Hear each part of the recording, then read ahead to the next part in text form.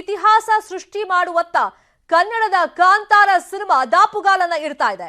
ಪ್ರತಿಷ್ಠಿತ ಆಸ್ಕರ್ ಪ್ರಶಸ್ತಿಗೆ ಕಾಂತಾರ ನಾಮನಿರ್ದೇಶನಗೊಂಡಿದೆ 2 ವಿಭಾಗಗಳಲ್ಲಿ.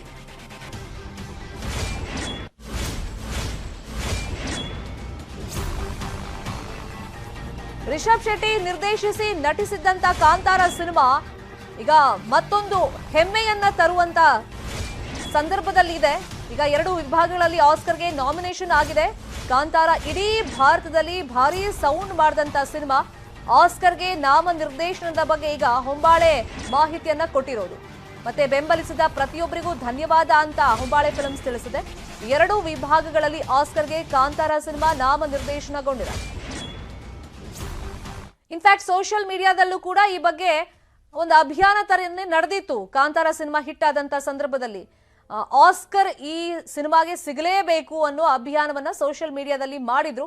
ಈಗ ಪ್ರತಿಷ್ಠಿತ ಆಸ್ಕರ್ ಪ್ರಶಸ್ತಿಗೆ ಕಾಂತಾರ ಸಿನಿಮಾದಲ್ಲಿ 2 ವಿಭಾಗಗಳಲ್ಲಿ ಈಗ ನಾಮನಿರ್ದೇಶನಗೊಂಡಿರೋದು.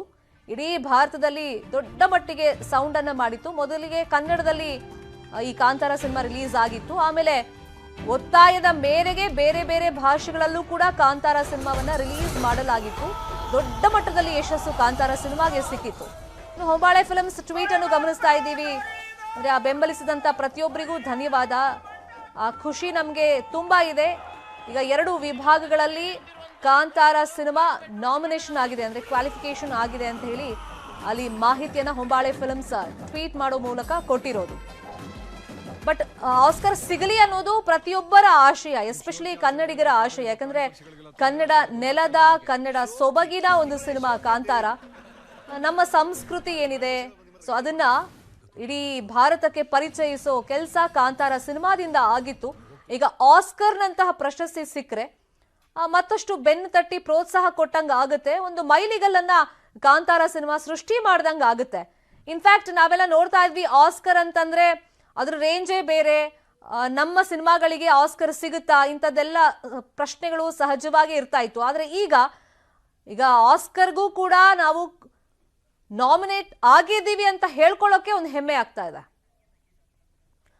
ಇದೇ ವಿಚಾರವಾಗಿ ಮತ್ತಷ್ಟು ಮಾಹಿತಿಯನ್ನು ಕೊಡೋದಕ್ಕೆ ನೇರ ಸಂಪರ್ಕದಲ್ಲಿ ಜಾಯಿನ್ ಆಗಿದ್ದಾರೆ ನಮ್ಮ ಸಿನಿಮಾ ಬ್ಯೂರೋ ರಿಪೋರ್ಟರ್ ಗೀತಾ. ನಿಜಕ್ಕೂ ಬಹಳ ಹೆಮ್ಮೆ ಪಡುವಂತ ವಿಷಯ. ಫಿಂಗರ್ಸ್ ಟು ಬಿ ಕ್ರಾಸ್ಡ್ ಅಂತಾರಲ್ಲ, ಕಾಂತಾರಾಗೆ ಆಸ್ಕರ್ ಸಿಗಲಿ ಅಂತ 2 ವಿಭಾಗಗಳಲ್ಲಿ ನಾಮಿನೇಟ್ ಆಗಿದೆ ಅಂತ ಗೊತ್ತಾಗಿದೆ. ಯಾವ್ಯಾವ ವಿಭಾಗ ಅದು ಗೀತಾ? ಒಂದು ವಿಭಾಗದ ಬಗ್ಗೆ ಸ್ಪಷ್ಟೀಕರಣ ಇದೆ. ಅದು ಅತ್ಯುತ್ತಮ ನಟ ವಿಭಾಗದಲ್ಲಿ ಅರ್ಹತೆಯ ಸುತ್ತನ್ನ ಆ ಒಂದು ಆಯ್ಕೆಯ ಪ್ರೋಸೆಸ್ ನಡೆದಿದೆ ಅಂತ, ಆ ವಿಭಾಗದಲ್ಲಿ ಆಯ್ಕೆ ಆಗಿದ್ದಾರೆ ಅನ್ನುವಂತಹ ಮಾಹಿತಿ ಹೊರಬಿದ್ದಿರುವಂತದ್ದು. ಒಟ್ಟಾರೆ ಹೇಳೋದಾದ್ರೆ ಕಾಂತಾರ ಆಸ್ಕರ್ ರೇಸ್ ನಲ್ಲಿ ನಿಲ್ಲೋದು ಪಕ್ಕಾ ಆಗಿದೆ. ಅರ್ಹತೆಯನ್ನ ಕೂಡ ಪಡೆದುಕೊಂಡಿದೆ. 301 ಸಿನಿಮಾಗಳ ಪೈಕಿ ಕಾಂತಾರನೂ ಕೂಡ ಒಂದು, ಅದರಲ್ಲೂ ನಮ್ಮ ಕನ್ನಡದ ಹೆಮ್ಮೆಯ ಚಿತ್ರನೂ ಕೂಡ ಒಂದು ಅಂತ ಹೇಳಿದ್ರೆ ನಿಜವಾಗ್ಲೂ ಕನ್ನಡಿಗರೆಲ್ಲರೂ ಕೂಡ ಹೆಮ್ಮೆ ಪಡಬೇಕಾದಂತಹ ವಿಷಯ. ಕೇವಲ ಭಾರತಕ್ಕೆ ಮಾತ್ರ ಅಲ್ಲ, ಇಡೀ ವಿಶ್ವದಾದ್ಯಂತ ಸಾಕಷ್ಟು ಚಲನಚಿತ್ರಗಳು ಈ ಒಂದು ಅರ್ಹತೆಯನ್ನ ಪಡಿಬೇಕು ಅಂತ ತುದಿಗಾಲಲ್ಲಿ ನಿಂತಿರ್ತಾರೆ. ಅಂತದ್ರಲ್ಲಿ ನಮ್ಮ ಕನ್ನಡದ ಕಾಂತಾರ ಕೂಡ 2 ವಿಭಾಗದಲ್ಲಿ ಅರ್ಹತೆಯನ್ನ ಪಡೆದಿರೋದು ನಿಜಕ್ಕೂ ಎಲ್ಲರೂ ಕೂಡ ಹೆಮ್ಮೆ ಪಡಬೇಕಾದಂತಹ ವಿಚಾರವಾಗಿದೆ. ಶರ್ಮಿತಾ, ಯೂಶಲಿ ಗೀತಾ ನಾವಾಗ್ಲೂ ನೋಡ್ತಾ ಇದ್ವಿ ಹಾಲಿವುಡ್ ರೇಂಜ್, ಅದ್ರ ಜೊತೆಗೆ ಈಗ ಬಾಲಿವುಡ್ ನವರು ಒಂದು ಕಾಂಪಿಟೇಷನ್ ಕೊಟ್ರು ಕೂಡ ದೊಡ್ಡ ಮಟ್ಟದಲ್ಲಿ ಸುದ್ದಿ ಆಗ್ತಾ ಇತ್ತು. ಬಟ್ ಈಗ ನಮ್ಮ ನೆಲದ, ನಮ್ಮ ಸಂಸ್ಕೃತಿ ಬಿಂಬಿಸುವಂತ ಕಾಂತಾರ ಸಿನಿಮಾ ನಾಮಿನೇಟ್ ಆಗಿದೆ. ಇನ್ಫ್ಯಾಕ್ಟ್ ನಾನು ಆಗ್ಲೇ ಎಕ್ಸ್ಪ್ಲೇನ್ ಮಾಡ್ತಾ ಹೇಳ್ತಾ ಇದ್ದೆ, ಸ್ವಲ್ಪ ದಿನದ ಹಿಂದೆ ಅಂದ್ರೆ ಕಾಂತಾರ ಸಿನಿಮಾ ಬಹಳ ದೊಡ್ಡ ಹಿಟ್ ಆದಾಗ ಸೋಷಿಯಲ್ ಮೀಡಿಯಾದಲ್ಲಿ ಈ ಅಭಿಯಾನ ನಡೀತಾ ಇತ್ತು, ಆಸ್ಕರ್ ಬೇಕು ಕಾಂತಾರಾಗೆ ಅಂತ. ಬಹುಶಃ ಮತ್ತೆ ಅದು ಟ್ರೆಂಡ್ ಆಗುವಂತ ಚಾನ್ಸಸ್, ಅದ್ರ ಬಗ್ಗೆ ಎಕ್ಸ್ಪ್ಲೇನ್ ಮಾಡ್ಕೊಂಡು ಹೋಗೋದಾದ್ರೆ? ಎಕ್ಸಾಕ್ಟ್ಲಿ, ಯಾಕಂತ ಹೇಳಿದ್ರೆ ಯೂಶಲಿ ಆಸ್ಕರ್ ಅವಾರ್ಡ್ ಅಂತ ಹೇಳಿದ್ರೆ ಹಾಲಿವುಡ್ ಮೂವೀಸ್ ಗಳಿಗೆ ಮಾತ್ರ ಅನ್ನುವಂಥದ್ದಿರುತ್ತೆ. ಇನ್ನು ಭಾರತದ ಅಂದ್ರೆ ಈ ಒಂದು ಬಾಲಿವುಡ್ ಮತ್ತೆ ಬೇರೆ ಮೂವೀಸ್ ಗಳನ್ನ ತಗೊಂಡ್ರೆ ಬೆರಳೆಣಿಕೆಯಷ್ಟು ಚಿತ್ರಗಳು ಮಾತ್ರ ಅರ್ಹತೆಯನ್ನ ಪಡಿಬಹುದೇನೋ ಅನ್ನುವಂತಹ ಮಾತು ಕೂಡ ಇದ್ದೇ ಇರುತ್ತೆ.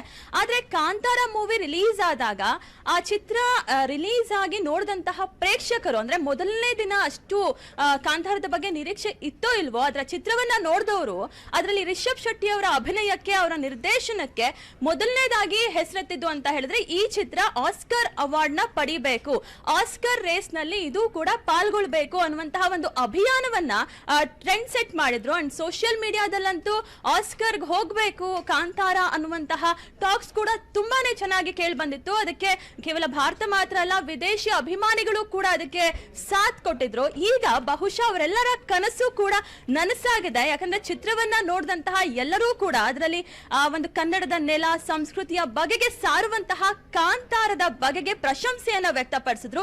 ಇವತ್ತು ಅವರೆಲ್ಲರ ಪ್ರಶಂಸೆ ಜೊತೆಗೆ ಅವರೆಲ್ಲರ ಹಾರೈಕೆ ಕಾಂತಾರ ಚಿತ್ರಕ್ಕೆ ಸಿಕ್ಕಿದೆ. ಅವರ ಆಸೆಯಂತೆ ಅವರೆಲ್ಲರೂ ಕೂಡ ಅವರೆಲ್ಲರ ಅಭಿಪ್ರಾಯದಂತೆ ಕಾಂತಾರ ಆಸ್ಕರ್ ರೇಸ್ ನಲ್ಲಿ ಹೋಗಿರುವಂತದ್ದು, ಅರ್ಹತೆಯನ್ನ ಪಡೆದುಕೊಂಡಿರುವಂತದ್ದು. ಅದರಲ್ಲೂ 2 ವಿಭಾಗದಲ್ಲಿ, ಮುಖ್ಯವಾಗಿ ಅತ್ಯುತ್ತಮ ನಟ ವಿಭಾಗದಲ್ಲೂ ಕೂಡ ಅರ್ಹತೆಯನ್ನ ಪಡ್ಕೊಂಡಿರುವಂತದ್ದು ನಿಜಕ್ಕೂ ಇದು ಕಾಂತಾರದ ಬಗ್ಗೆ ಹೆಮ್ಮೆ ಪಡಬೇಕಾದಂತಹ ವಿಷಯ. ಶರ್ಮಿತಾ, ಗೀತಾ, ಬಹುಶಃ ಆಸ್ಕರ್ ಸಿಗಲಿ ಅಂತ ನಾವೆಲ್ಲರೂ ಆಶಿಸ್ತಾ ಇದೀವಿ. ಸಿಕ್ಕ ಮೇಲೆ ಆಗುವಂತ ಕೆಲವೊಂದು ಬೆಳವಣಿಗೆಗಳನ್ನ ನಾವೀಗಲೇ ಚರ್ಚೆ ಮಾಡೋಣ. ನಮ್ಗೀಗ ನಾಮಿನೇಟ್ ಆಗಿದೆ ಅಂತ ಹೇಳೋದೇ ಒಂಥರ ಸಿಕ್ಕಷ್ಟೇ ಖುಷಿ ಆಗ್ತಾ ಇದೆ.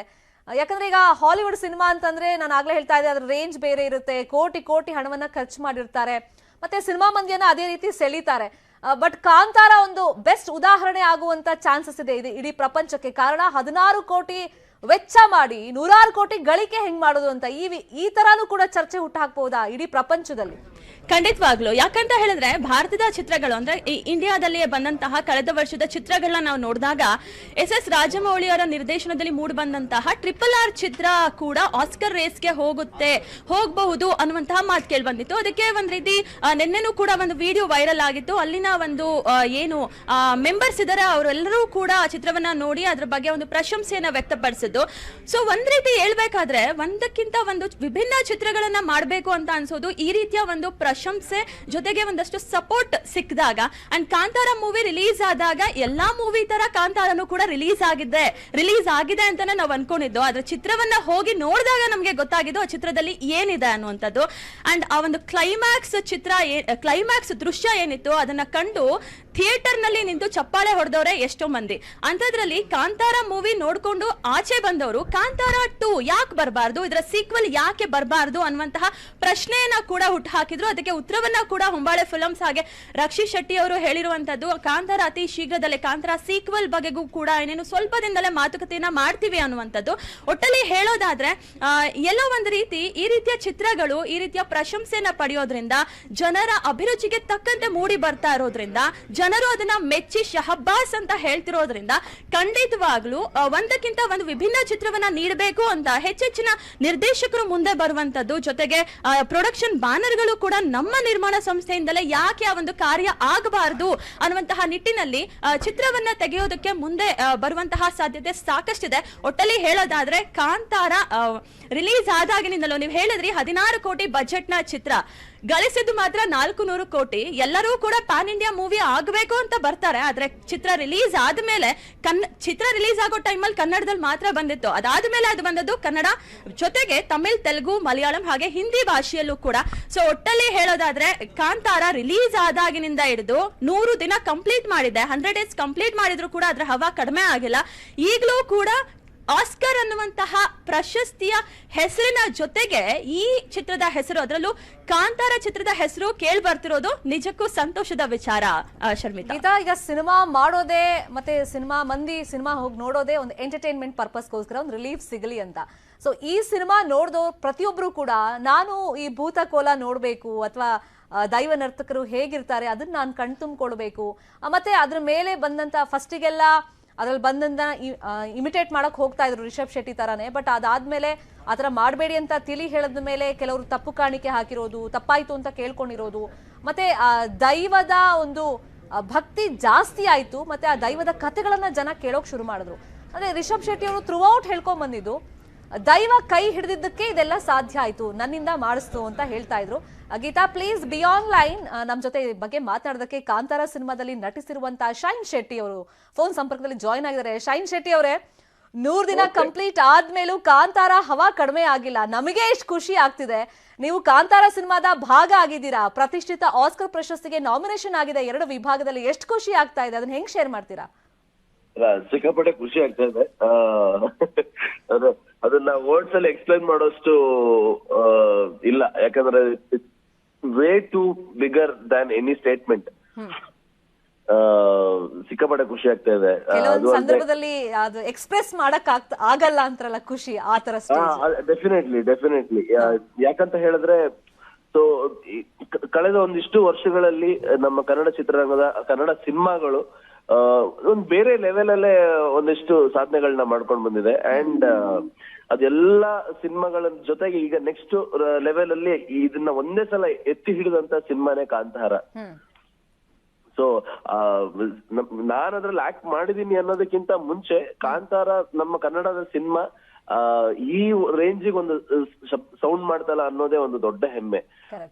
ಆಲ್ಸೋ ಈ ತರದ ಒಂದು ಸಿನಿಮಾಗೆ, ಈ ಸಿನಿಮಾನ ಇಷ್ಟು ದೊಡ್ಡ ಕ್ಯಾನ್ವಸ್ ಅಲ್ಲೂ ತೋರಿಸಬಹುದು, ಈ ತರದ ಕಂಟೆಂಟ್ ಅನ್ನ ಈ ತರದ ಒಂದು ಕ್ಯಾನ್ವಸ್ ಅಲ್ಲಿ ಕೂಡ ತೋರಿಸಿ ಅದನ್ನ ಇಡೀ ಭಾರತಕ್ಕೆ ಒಂದು ಪ್ಯಾನ್ ಇಂಡಿಯಾ ಸಿನಿಮಾ ಮಾಡುವುದು ಅನ್ನೋ ತೋರಿಸ್ಕೊಟ್ಟಿದ್ದು ನಮ್ಮ ರಿಷಬ್ ಶೆಟ್ಟಿ ಸರ್. ಸೊ ಸಿಕ್ಕಾಪಟ್ಟೆ ಹೆಮ್ಮೆ ಇದೆ. ಲಾಟ್ ಆಫ್ ಥಿಂಗ್ಸ್ ಈ ಸಿನಿಮಾದ ಜೊತೆ ಒಂದು ಕನೆಕ್ಷನ್, ನಮ್ಮ ಊರಿನ ಸಂಸ್ಕೃತಿ ಆಗಿರ್ಬೋದು, ನಮ್ಮ ಊರಿನ ಕಲೆಗಳಾಗಿರ್ಬೋದು, ಎಲ್ಲ ತೋರಿಸಿರುವಂತ ಅದ್ರಲ್ಲಿ ನಾನು ಕೂಡ ಆಕ್ಟ್ ಮಾಡಿರುವಂತ ಕೂಡ ಎಲ್ಲ ಆಡ್ ಆಗಿ ಸಿಕ್ಕಾಪಟ್ಟೆ ಖುಷಿ ಆಗ್ತಾ ಇದೆ. ಆದ್ರೆ ಶೈನ್, ಇವಾಗ ನಮ್ಗೆ ಅನ್ಸಿದ್ದು, ಈಗ ನಮ್ಮ ಮಣ್ಣಿನ ಒಂದು ಸಂಸ್ಕೃತಿ, ದೈವ ಭಕ್ತಿ ಇಡೀ ದೇಶ ನೋಡ್ತು, ಈಗ ಪ್ರಪಂಚ ನೋಡುವಂತ ಟೈಮ್ ಬಂದಿದೆ. ಅಂದ್ರೆ ಜಗದಗಲಕ್ಕೂ ಈ ಕಾಂತಾರ ದೈವ ಭಕ್ತಿ ಪಸರಿಸ್ತಾ ಇದೆಯಲ್ಲ, ಅದ್ರ ಬಗ್ಗೆ ಏನ್ ಹೇಳ್ತೀರಾ? ನೋಡುವಂತ ಟೈಮ್ ಬಂದಿದೆ ಅನ್ನೋದಕ್ಕಿಂತಾನು ಈಗ ಆಗ್ಲೇ ಭಾರತದಲ್ಲಿ ಈ ತರದೊಂದು ಏನೊಂದು ಸೌಂಡ್ ಮಾಡ್ತಾ ಇದೆಯಂತೆ ಅಂತ ಹೇಳಿ ಎಷ್ಟು ಜನ ನೋಡಿರೋರು ಇದ್ದಾರೆ. ಹೌದು, ಈಗಾಗ್ಲೇ ವರ್ಲ್ಡ್ ವೈಡ್ ಕೂಡ ರಿಲೀಸ್ ಆಗಿದೆ ಸಿನಿಮಾ. ಸೊ ಈ ತರ ಆಸ್ಕರ್ ಈಗ ನಾಮಿನೇಟ್ ಆಗಿರೋದ್ರಿಂದ ಇನ್ನೊಂದಿಷ್ಟು ಜನರಿಗೆ ಆ ಒಂದು ಕುತೂಹಲದಿಂದ ನೋಡಕ್ ಶುರು ಮಾಡ್ತಾರೆ ಅಂತ ಅನ್ಸುತ್ತೆ. ಸೊ ಡೆಫಿನೆಟ್ಲಿ ಅಂದ್ರೆ ನಮ್ಮ ನಾಡು, ನಮ್ಮ ನುಡಿ, ಸೊ ಇದ್ರ ಬಗ್ಗೆ ಪ್ರಪಂಚನೇ ತಿರುಗಿ ನೋಡುತ್ತೆ ಅಂತ ಹೇಳಿದ್ರೆ ಅದಕ್ಕಿಂತ ದೊಡ್ಡ ಖುಷಿ ಇನ್ನೊಂದಿಲ್ಲ. ಫೈನ್. ಸಿನಿಮಾ ಟೀಮ್ ಯಾರ ಹತ್ರ ಏನಾದ್ರು ಮಾತಾಡಿದ್ರ ನೀವು? ನಾನು ಮೊನ್ನೆ ಅಷ್ಟೇ ರಿಷಬ್ ಸರ್ಗೆ ಫೋನ್ ಮಾಡಿದ್ದೆ. ನಾನು ಅದೇ ಅಂದ್ರೆ ಇನಿಷಿಯಲಿ ಸಿನಿಮಾ ರಿಲೀಸ್ ಆದ ದಿನ ನೆಕ್ಸ್ಟ್ ಡೇ ಪ್ರೆಸ್ ಮೀಟ್ ಇದ್ದಾಗ ಅವ್ರನ್ನ ಭೇಟಿ ಮಾಡಿದ್ದು ಬಿಟ್ರೆ ಅದಾದ್ಮೇಲೆ ನಾನು ಕಾಲ್ ಮಾಡಿರ್ಲಿಲ್ಲ, ವಿಶ್ ಮಾಡಿರ್ಲಿಲ್ಲ, ಏನೂ ಇಲ್ಲ. ಆಸ್ಕರ್ ಬಗ್ಗೆ ಡಿಸ್ಕಷನ್ ಆಯ್ತಾ ಅವಾಗ? ಆಸ್ಕರ್ ಬಗ್ಗೆ ಡಿಸ್ಕಷನ್ ಆಗಿಲ್ಲ. ಅಂದ್ರೆ ನನಗೊಂದು ಕಾನ್ಫಿಡೆನ್ಸ್ ಇತ್ತು, ಒಂದು 100 days ಆಗತ್ತೆ, 100th ಡೇ ನಾನು ಅವ್ರಿಗೆ ಕಾಲ್ ಮಾಡಬೇಕು ಅಂತ. ಸೊ ಯಥಾ ಪ್ರಕಾರ 100ನೇ ದಿನಕ್ಕೆ ಕಾಲ್ ಮಾಡಿದೆ, 100ನೇ ದಿನಕ್ಕೆ ಕಾಲ್ ಮಾಡಿ ವಿಶ್ ಮಾಡಿದೆ. ಫೈನ್. ಆಲ್ ದ ಬೆಸ್ಟ್ ಶೈ. ನಮಗೂ ಖುಷಿ ಜಾಸ್ತಿ ಇದೆ, ಸಿಗಲಿ ಅಂತ ನಾವೆಲ್ಲರೂ ಆಶಿಸ್ತೀವಿ. Thank you so much news 18ಗೆ ರಿಯಾಕ್ಷನ್ ಕೊಟ್ಟಿದ್ದಕ್ಕೆ. ಇದೀಗ ನಮ್ಮ ಜೊತೆ ಮಾತನಾಡೋದಕ್ಕೆ ಹಿರಿಯ ಕಲಾವಿದೆ ಆಗಿರುವಂತಹ ತಾರಾ ಅವರು ದೂರವಾಣಿ ಸಂಪರ್ಕದಲ್ಲಿ ಜಾಯ್ನ್ ಆಗಿದ್ದಾರೆ. ತಾರಾ ಅವರೇ, ಎಷ್ಟು ಖುಷಿ ಆಗ್ತಾ ಇದೆ ಅಂದ್ರೆ, ಇತ್ತೀಚಿನ ಕನ್ನಡ ಸಿನಿಮಾಗಳು ಒಂದು ಮೈಲಿಗಲ್ ಸೃಷ್ಟಿ ಮಾಡ್ತಿದೆ. ಎಸ್ಪೆಷಲಿ ಕಾಂತಾರ ಬಗ್ಗೆ ಮಾತಾಡುವಾಗ ಹೆಮ್ಮೆ ಜಾಸ್ತಿ ಆಗುತ್ತೆ. ಪ್ರತಿಷ್ಠಿತ ಆಸ್ಕರ್ ಪ್ರಶಸ್ತಿಗೆ 2 ವಿಭಾಗದಲ್ಲಿ ನಾಮಿನೇಷನ್, ಇದೇನು ಸಾಮಾನ್ಯ ಮಾತಲ್ಲ. ಪರಿಶ್ರಮಕ್ಕೆ ಸಿಗ್ತಾ ಇರುವಂತ ಒಂದು ಫಲ ಅಂತ ಹೇಳಿದ್ರು ತಪ್ಪಾಗಲ್ಲ. ತಾರಮ್ಮ, ಏನ್ ಹೇಳ್ತೀರಾ ನೀವು ಇದ್ರ ಬಗ್ಗೆ? ತುಂಬಾ ತುಂಬಾ ಖುಷಿ ಆಗುತ್ತೆ, ಸಂತೋಷ ಅನ್ಸುತ್ತೆ. ಯಾಕಂದ್ರೆ ನೀವ್ ಹೇಳ್ದಾಗ್ಲೇನೆ ನಮ್ಮ ಸಿನಿಮಾ ಒಂದು ಅಷ್ಟು ಮೆಟ್ಟಿಗೆ ಹೋಗಿ ಕಾಂಪೀಟ್ ಮಾಡ್ತಿರೋದಿದೆಯಲ್ಲ ಕಾಂಪಿಟೇಷನ್ ಅಲ್ಲಿ. ಯಾಕಂದ್ರೆ ಇಂಡಿಯನ್ ಸಿನಿಮಾನೇ ಅವ್ರು ಯಾರು ಅಂತ ಸೀರಿಯಸ್ ಆಗಿ ತಗೊಳ್ತಿರ್ಲಿಲ್ಲ. ಆಸ್ಕರ್ ಇದ್ರಲ್ಲಿ ನಾಮಿನೇಟ್ ಆಗೋದೇ ಬಹಳ ಕಷ್ಟ. ಅದರಲ್ಲಿ ನಾಮಿನೇಟ್ ತನಕ ಹೋಗಿದೆ ಅನ್ನೋದು ದೊಡ್ಡ ವಿಷಯ. ಈಗ ಬೆರಳೆಣಿಕೆಯಷ್ಟು ಸಿನಿಮಾಗಳು ಮಾತ್ರ ನಮ್ಗೆ ಅಲ್ಲಿ ಆಸ್ಕರ್ಗೆ ನಾಮಿನೇಟ್ ಆಗಿದಾವೆ. ಅಂತರದ್ರಲ್ಲಿ ಕಾಂತಾರ ನಮ್ಮ ಸಿನಿಮಾ ಹೋಗಿರೋದು ನಮಗ್ ತುಂಬಾ ಖುಷಿ ಕೊಟ್ಟಂತ ವಿಚಾರ. ಯಾಕಂದ್ರೆ ಅದು ಬರೀ ಸಿನಿಮಾ ಅಷ್ಟೇ ಅಲ್ಲ, ನಮ್ಮ ಸಂಪ್ರದಾಯ ಹಾಗೂ ನಮ್ಮ ಭಕ್ತಿ, ನಮ್ಮ ನಂಬಿಕೆ, ಇವೆಲ್ಲವೂ ಕೂಡ ಕೂಡಿದೆ. ಅಂದ್ರೆ ನಮ್ಮ ಕರ್ನಾಟಕದ ಮಣ್ಣಿನ ನಂಬಿಕೆ, ದೈವ ಪೂಜೆ, ಇವೆಲ್ಲವೂ ಸೇರಿ ಒಂದು ಸಿನಿಮಾ. ಸೊ ಅದು ಅಲ್ಲಿ ಹೋಗಿರೋದು, ಕಾಂಪೀಟ್ ಮಾಡ್ತಿರೋದು ಬಹಳ ಒಂಥರ ರೋಮಾಂಚನ ಅನಿಸೋ ತರ ವಿಚಾರ ಅಮ್ಮ ಇದು. ತಾರಮ್ಮ, ನೀವು ರಿಷಬ್ ಸರ್ ಜೊತೆ ಆಕ್ಟಿಂಗ್ ಮಾಡಿದೀರಾ ಉಳಿದವರು ಕಂಡಂತೆ ಸಿನಿಮಾದಲ್ಲಿ, ಅದ್ರ ಬಗ್ಗೆ ನಾನು ನಿಮ್ಮ ಹತ್ರ ಕೇಳ್ತೀನಿ. ಮಾಳವಿಕಾ ಅವರು ಕೂಡ ಜಾಯಿನ್ ಆಗಿದ್ದಾರೆ. ಇನ್ಫ್ಯಾಕ್ಟ್ ಮಾಳವಿಕಾ ಅವರು KGF ಮುಖೇನ ನಮ್ಮೆಲ್ಲರನ್ನು ಹೆಮ್ಮೆ ಪಡುವ ರೀತಿಯಲ್ಲಿ ಮಾಡಿದ್ದಾರೆ. ಮಾಳವಿಕಾ ಅವರೇ, KGF ಒಂದು ಮೈಲ್ ಸ್ಟೋನ್, ಕಾಂತಾರ ಮತ್ತೊಂದು ಮೈಲ್ ಸ್ಟೋನ್ ಕ್ರಿಯೇಟ್ ಮಾಡಿದೆ. ನಮ್ಗೆಲ್ಲ ಹೆಮ್ಮೆ ಆಗೋದು ಇಂತಹ ಚಿತ್ರಗಳು ಕನ್ನಡದಲ್ಲಿ ಮತ್ತೆ ಮತ್ತೆ ಬರಬೇಕು ಅಂತ ಹೇಳಿ. ಅದರಲ್ಲೂ ಪ್ರತಿಷ್ಠಿತ ಆಸ್ಕರ್ ಅಂತ ಕೇಳಿದಾಗ್ಲೇ ಮೈ ರೋಮಾಂಚನ ಆಗುತ್ತೆ. ಅದ್ರಲ್ಲಿ ನಾಮಿನೇಷನ್ ಆಗಿದೆ ನಮ್ಮ ಕನ್ನಡ ಸಿನಿಮಾದ 2 ವಿಭಾಗಗಳಲ್ಲಿ, ಕಾಂತಾರ ಸಿನಿಮಾ 2 ವಿಭಾಗದಲ್ಲಿ ಅಂತ. First reaction ನಿಮ್ದಿದ್ದಕ್ಕೆ? ಮಾಳವಿಕರೇ, ನನ್ನ ವಾಯ್ಸ್ ಕೇಳ್ತಾ ಇದೆಯಾ? ಬಹುಶಃ ಸಂಪರ್ಕ ಸಾಧ್ಯ ಆಗಿಲ್ಲ ಅನ್ಸುತ್ತೆ. ತಾರಮ್ಮ, ನಾನು ಕೇಳ್ತಾ ಇದ್ದೆ ರಿಷಬ್ ಸರ್ ಜೊತೆ ನಿಮ್ ಕಾಂಬಿನೇಷನ್ ಒಂದು ಅದ್ಭುತವಾದಂತ ಕಾಂಬಿನೇಷನ್. ರಿಷಬ್ ಸರ್ ಜೊತೆ ಮಾತಾಡಿದ್ಯಾ ನೀವು ರೀಸೆಂಟ್ ಆಗಿ? ಮೊನ್ನೆಗೂ ಮಾತಾಡಿದೀನಿ. ನನ್ನ ಮಗ ಭಯಂಕರ ಫ್ಯಾನ್ ಆ ಸಿನಿಮಾಕ್ಕೆ. ಒಂದೊಂದು ಡೈಲಾಗು ಹೇಳ್ತಾ ಇದ್ದ. ಅದಕ್ಕೆ ನಾವು ಅವನಿಗೆ ಗೊತ್ತಿಲ್ಲದ ಹಾಗೆ ಅವ್ನಿಗೆ ಫೋನ್ ಮಾಡಿ ಕೊಟ್ಟಿದ್ವಿ ವಿಡಿಯೋ ಕಾಲ್ ಅಲ್ಲಿ. ಅದು ಯಾವಾಗ್ಲೂ ಮಾತಾಡ್ತಿರ್ತೀವಿ ನಾವು. ಸಿನಿಮಾ ಅಂತ ಅಷ್ಟೇ ಅಲ್ಲ, ಅದು ನಮ್ಮಲ್ಲಿ ಅದೊಂದು ರೀತಿಯಾದ ಮಧುರವಾದ ಬಾಂಧವ್ಯ ಇದೆ, ಫ್ಯಾಮಿಲಿ ತರ. ಸೊ ರಿಷಬ್ ಆಗ್ಲಿ, ರಕ್ಷಿತ್ ಆಗ್ಲಿ, ನಾವ್ ಅವಾಗ ಮಾತಾಡ್ತಾನೆ ಇರ್ತೀವಿ ಬೇರೆ ಬೇರೆ ವಿಚಾರಗಳು ಕೂಡ. ಅಂತದ್ರಲ್ಲಿ ಕಾಂತಾರ ನೋಡಿ ಇದಾದ್ಮೇಲೆ ನಾವು ಮೊನ್ನೆ ಅಷ್ಟೇ ಅಂದ್ರೆ ರೀಸೆಂಟ್ ಆಗಿ I think new year beginning ಅಲ್ಲಿ ಮಾತಾಡಿದೀನಿ. ಅದಾದ್ಮೇಲೆ ನಮ್ಮ ಮಗನ ಜೊತೆ ಇದೆ ಈ ತರ ಅವನು ಈ ಡೈಲಾಗ್ಸ್ ಹೇಳ್ತಾನೆ ಪಿಕ್ಚರ್ದು. ಅದಕ್ಕೋಸ್ಕರ ಡೈಲಾಗ್ ಅವ್ನು ಅಂದ್ರೆ ನನ್ ಮಗನ್ ಗೊತ್ತಿಲ್ದೇನೆ ಹೇಳಿದ್ರೆ ನನ್ನ ಮಗ ಗೊತ್ತಾಗ್ಬಿಡ್ತು. ಆಮೇಲೆ ಅವ್ನು ನೋಡ್ತಾ ಇದ್ದಾನೆ, ಖುಷಿ ಅವ್ನ ನಾಚಿಕೆ ಬಿಟ್ಕೊಂಡು ಎಲ್ಲ ಹೋಗ್ಬಿಟ್ಟ. ಆ ಕಡೆ ಅಯ್ಯೋ ನೀನ್ ತೋರಿಸ್ತಾ ಇದೀಯ ಅವ್ರಿಗೆಲ್ಲ ಅಂತ. ಒಂದ್ ರೀತಿ ನನ್ಗೆ ಬಹಳ ಖುಷಿ ಅನ್ಸುತ್ತೆ. ಯಾಕಂದ್ರೆ ಯಾರೇ ಯಾವುದೇ ಕೆಲಸವನ್ನ ನನ್ ಬಹಳವಾಗಿ ಮೊದಲನೇದಾಗಿ ಆ ಚಿತ್ರದ ನಿರ್ಮಾಪಕರನ್ನ ಮೆಚ್ಚಲೇಬೇಕಾಗತ್ತೆ.